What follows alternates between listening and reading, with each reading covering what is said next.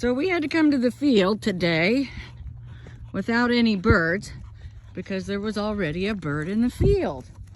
And her name is Coral, who is now permanently retired from falconry. So this is the only time I've been down in the field without a car full of birds, and it's just too hot for these guys to sit in the car. It's already borderline right now, and it's not even, I don't know, 9 o'clock in the morning, and it's just too hot for them. So I thought, well, I'll bring them down here so I can see how they do. And they're both losing their mind. Cade's already almost killed himself because the grass is so tall he can't see the, hey, don't eat that, that's nasty. He can't see the wash, so he jumped, not knowing that there was another side of the wall, and he hit the wall head first and was a little stunned, but he's fine. But he's gonna have to learn the ways of the world out here.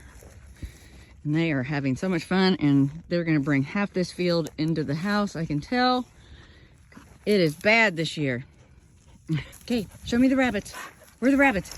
Oh, those ears are up. It's the only time the ears are up. He's looking. Not very good at it, but at least not yet. Maybe if he finds an actual rabbit out here, he'll catch on. She is clueless. She's just following him around. He's looking. So I brought Coral out here by herself without Bridger. See how she would do before I put them together. And she was her usual weird self. You know, Coral's always weird. I almost didn't do it just because she was being really flaky, but like I said, she's always flaky. So it's kind of hard to tell when it's for real flaky or just normal flaky. She was actually probably about 50 grams lower than I usually fly her. So she was definitely at weight, if not below. And this is a field that she's quite used to. And she was kind of weird at first, not like naughty weird, but she would just sit in the tree and kind of daze off, like she was in her own little space cadet world.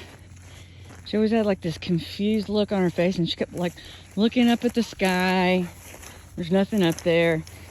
And then I almost pulled her down because she was just being so weird. But I didn't. And then we walked a little bit. Right after that, like a minute later, she bolts off the T-perch, goes barreling over this brush like she used to do, and does this big, huge, dramatic wing over and slams into the brush, and there's no rabbit. And I know there wasn't rabbit because she did it right in front of me, and I could see no rabbit. So I don't know which, you know, she's done that before. And it took me a little while to get her out from underneath the brush because she was like super confused. So then she chased a jack.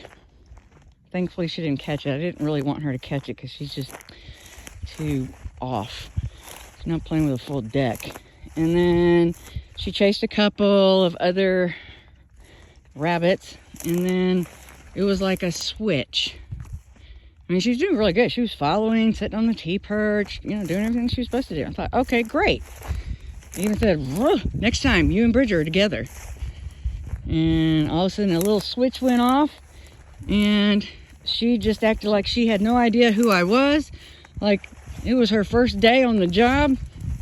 I was this monster that was going to kill and eat her. And then she refused to come down. And I chased her all around the field. She never went anywhere.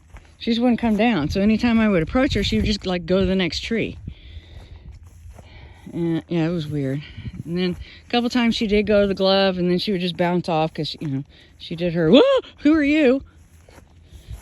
And so she spent the night here last night, which I didn't like. And I came back today, and she had not moved. I suspected she was in the same tree as I left her in, but then I think she was a little bit closer to the car in a different tree because I think she heard the whistle. And then I was so stressed out, I forgot my glove the first time, so I had to go all the way back to the car, go get the glove, and came back. I was throwing everything at her, lure, ginormous piece of meat, everything. And she's like, nope, not interested. And I could tell she was cold and hungry, and she didn't look like she felt very good. And then I was like, okay. So I went and got the trap, and I got the trapping mouse. So I deployed Steve and put the trap out. Or when I went back to go get the trap, she followed me. So I thought, okay, great, that's a good sign. And if I have to keep going back and forth to the car, at least it's not that long, because there's nowhere close to park.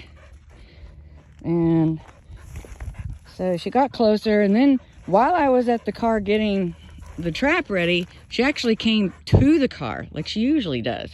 You know, she usually beats me to the car and waits on the top, and you know, for me to do what I need to do, feed her, put her equipment back on.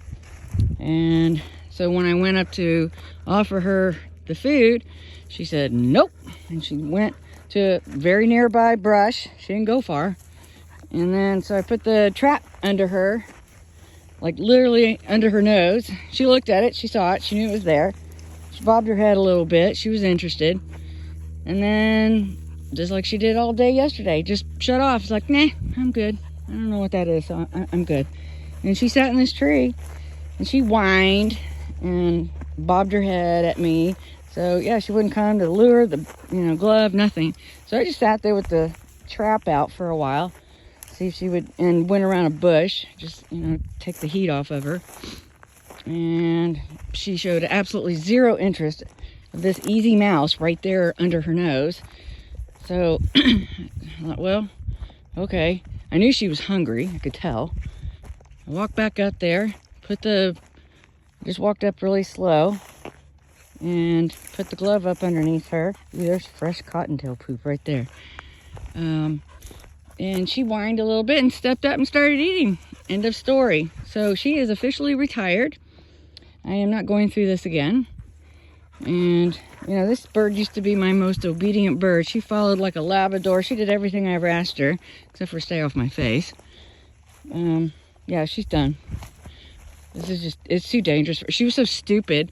She didn't even know to roost in the tree. She was on the very top of this canyon where the great horned owl lives.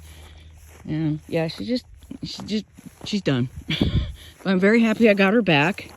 And so now the dogs can have a really good day, and I can go home and maybe get some things caught up and, recover the $50 extra in gas I had to spend to come down here. So anyway, Coral is officially retired, and the puppies have officially entered the field.